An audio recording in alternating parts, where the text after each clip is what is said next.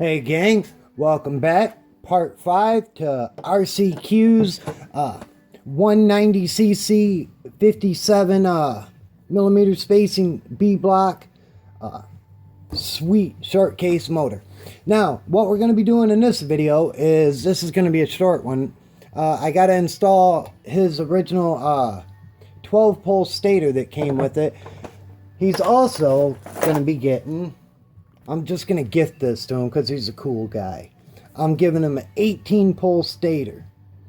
However, I do not have any flywheels. He'll probably be learning about this when he watches the videos. The flywheels for these, you need a 12 magnet flywheel. That's what comes with them. I didn't know that, and I had bought a couple of them without the flywheel, and I learned in a bad way that you need the 12 pole. So anyways, that's going to have to wait for a little bit. But to continue on with this build, we have to install the 12 pole that he sent, and I'm going to have to use one of the flywheels that I have laying around, just a 8 pole or 8 magnet flywheel, just to get it in time, because that's going to be the next video is we're going to be going on to is a cylinder jug. So let's get this stator mounted, shall we? Now, mounting these stators, one that's already been on, is super easy because the wire's already bent to where you need it and stuff. So anyways, you just simply put it on there. Now, this is kind of important right here to pay attention to. Make sure you put your grommet in its spot right there. See this peg? Well, probably not with my fingers in the way. This peg and this one, make sure all your wires are behind that, because your flywheel is going to be turning around and you don't want to chew up your wires. So, let's get a little bit of Loctite and we'll tighten that down, and I'll be right back in just one sec. Alright, get a little bit of Loctite on that one, a little bit of Loctite on that one, and you only need a little bit.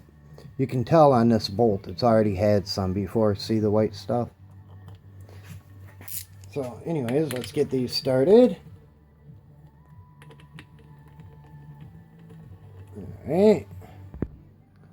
Alright, and the next set of bolts you need to drop is right here. One there, one over on the side.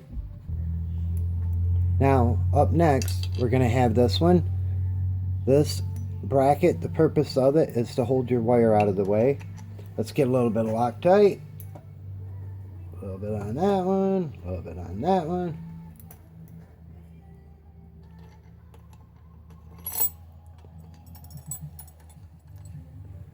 Now, Loctite, the blue stuff, it doesn't, see, RCQ will probably be removing the stator in not too long when he installs this 18 pole, because I got some more coming in the mail. I'm going to send him one.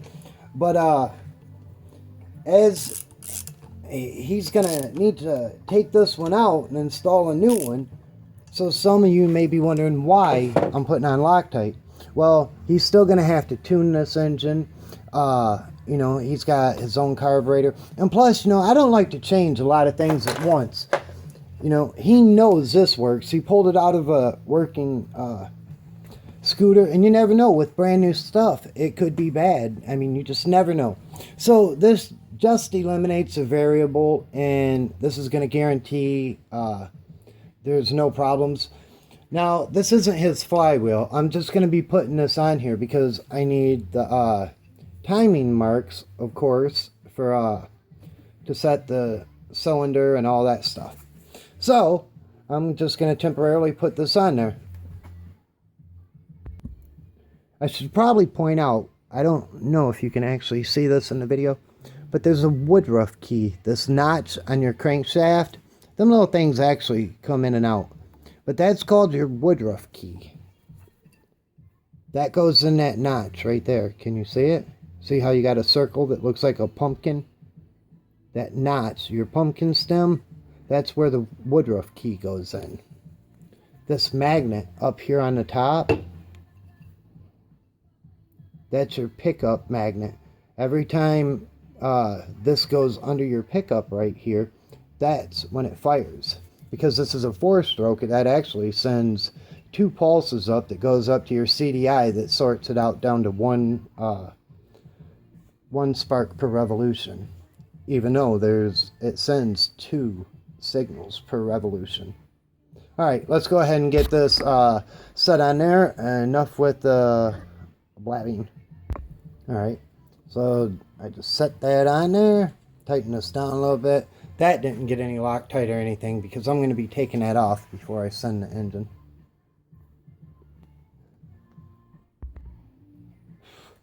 Alright, so here we go. Testing it out just like I have been throughout the whole process. Pull it back, show you what I'm doing. Well, can't do that. Gotta adjust the camera up a little bit.